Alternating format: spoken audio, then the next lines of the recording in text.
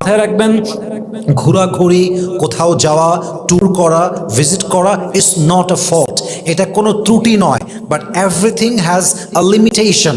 ইসলাম প্রত্যেকটা জিনিসকে ব্যালেন্স করে দিয়েছে। ইসলাম প্রত্যেকটা জিনিসকে এমনভাবে সীমাবদ্ধ করেছে যা অতিরিক্ত নয়, বাড়াবাড়ি নয় এবং কমও নয়। আপনার যদি প্রয়োজন হয় বাজারে যাবেন, শপিং করবেন, ঘুরতে যাবেন, এটা কোনো ফল্ট নয়, কিন্তু টোটো কোম্পানির ম্যানেজার হওয়া যাবে না। আপনাকে জরুরতে বাইরে যেতে হবে, মাঝে মাঝে ঘুরতে যেতে হবে। যেই মেয়ে বোরকা পরে সারাদিন টোটো কোম্পানির ম্যানেজারের মতো ঘুরে বেড়ায়, এটা কখনোই প্রকৃতপক্ষের পর্দাশীল নারী হতেই পারে না, ঠিক কিনা বলেন? অতএব জাস্ট বোরকা এবং হিজাব মেইনটেইন করলে হবে না, you must have to stay indoors. ওয়াকরনা ফি বুয়ুতিকুন্না ওয়ালা তাবাররাজনা তাবাররুজাল জাহিলিয়াতিল উলা।